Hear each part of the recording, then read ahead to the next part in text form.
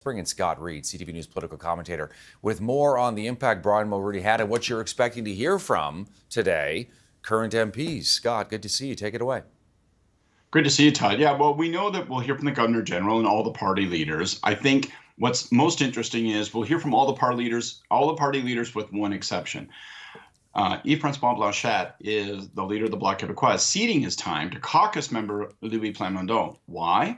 Because Mr. Plamondon was first elected to the House of Commons in 1984 as part of that thumping Mulroney sweep. And that's right. So for 9 years, Louis Plamondon sat in the caucus of Brian Mulroney, and he will therefore give the Bloc's tribute speech in the House of Commons. I think that's a very, very nice touch and a nice reminder of the living legacy of Mr. Mulroney. Right, and of course, what would end up happening was the Conservative Party, as you know, basically fell apart as a result of Meech Lake and Charlottetown, and Monsieur Plamondon would go on to become a member of the Bloc Québécois, the sort of the split away of so many of those one-time progressive conservatives from Quebec. Interesting to sort of think about that being a key part as well of the legacy of Brian Mulroney, who tried to unite the country and bring Quebec in, and to a certain extent, Scott, as you know, it backfired. Well, no question. Those are wrenching times, those constitutional fights of the 70s and 80s. You think about all the constitutional conferences of Pierre Trudeau, the repatriation of the Constitution, the Charter of Rights and Freedoms, Mr. Mulroney with Meech Lake, with Charlottetown, the national referendum. And, one thing that I would say is that I think if we want to be fair in looking back, yes, wildly disruptive, the consequences of Meech's failure. And we saw, the formation of the Bloc Québécois. We saw, to some degree, the formation of the Reform Party. But I think also, if you look at it, Brian Mulroney's fight to recognize Quebec as a distinct society within the family of Canada, within the country of Canada, it was vindicated in time. Eventually, the House of Commons adopted that. You saw Prime Minister Stephen Harper, who himself had been a Reform Party activist and a member of Parliament for them. He led the motion in the House of Commons to recognize Quebec as a distinct society. So I think we can have a fair assessment of history and say, in the end, Brian Mulroney was vindicated in that opinion. His fight for distinct society status for Quebec ultimately became orthodoxy across all political parties. You talked a little bit about Stephen Harper, and there's always this interesting debate that goes on when we talk about the Conservative Party of Canada versus the Progressive Conservative Party of Canada, and it's sort of interesting to see where Brian Mulroney fell on that ideological spectrum, and how even though the Conservative Party got rid of the name Progressive, Brian Mulroney was still giving counsel to a lot of current Conservatives. That's right. And, from my perspective, I went through those wars myself. I was kicking around in Ottawa in 1992, 1993, 1990.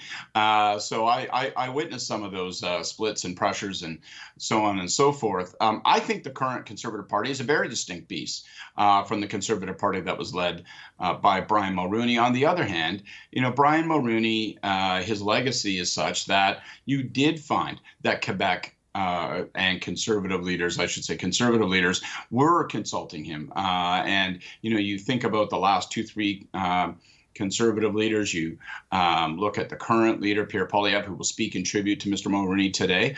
They sought his advice. They sought his counsel. So even though there were stages where people were like, well, that's what we're reacting against, there has been some measure of reconciliation. I'll also remind you of this. We look with rose-colored glasses through history and we say, oh, well, Brian Mulroney was a different kind of conservative, a progressive conservative. When Mr. Mulroney ran for the leadership of his party in 1976, and then again, in the early 80s, he was regarded as a bit of a harder conservative, a harder edge conservative, a business conservative. Now, not the same kind of cultural populist conservative we see today, but he was regarded as being on the right of his party, certainly in 1976. And that's interesting to reflect upon today when we see how far the political spectrum has shifted.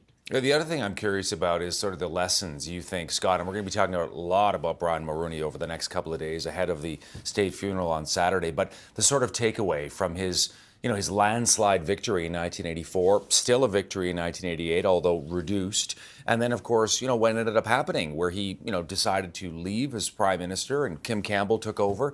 And then the party's reduced to 2 seats, Elsie Wayne and Jean Charest.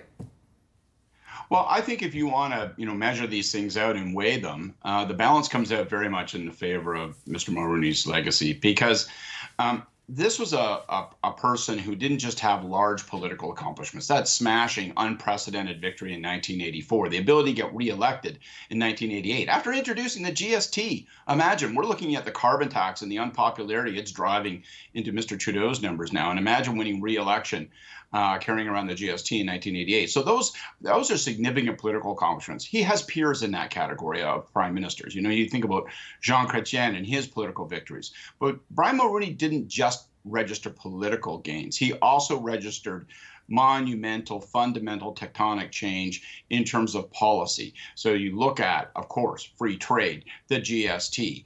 And I think, frankly, that, what we might sometimes refer to as failures, I'm not so certain that's fair, but when you look at the constitutional efforts as well with Meach and with Charlottetown, those were big swings too.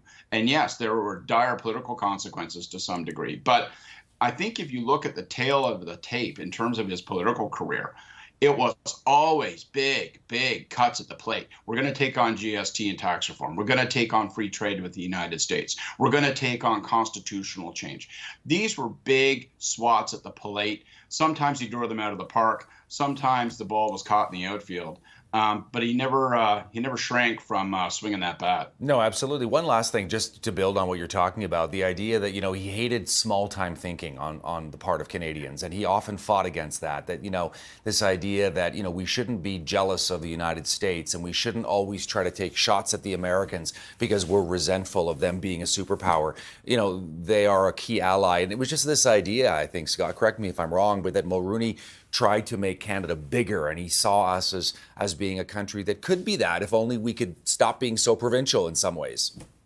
Yeah, and that rubbed a couple different ways. Some people really resisted that. There was fierce opposition to free trade, not necessarily on an economic basis, but on a cultural basis. Big, large streak of anti-Americanism, people who were founded as Canadians on the basis of being United Empire loyalists and resisted the American urge. So he was going up against a lot of history there. But again, I think if you look at all that's changed over the last 30, 40 years, he's been stamped correctly on that. The other thing in terms of the foreign policy influence, you talk about, Brian Mulroney in the mid-1980s, then you think as well of Thatcher, you think of Reagan, you think of that neoliberal revolution that occurred right around the world, the fall of the Berlin Wall, the end of communism in the Soviet state. I mean, this was apartheid, where he played a direct and personal leading role. It wasn't just a domestic agenda. He didn't hesitate to play a role on the world stage as well. And again, he's the only Canadian who's ever been asked to eulogize not one but two American presidents. I mean, that's an astonishing footnote in his personal biography. Scott, always good to see you. We'll be talking again throughout the week. In the meantime, appreciate this. Thank you. Take care, Todd. CTV political commentator Scott Reid with his thoughts on Brian Mulroney, who will be paid tribute to today in the House of Commons, and a reminder for us here on CTV News Channel.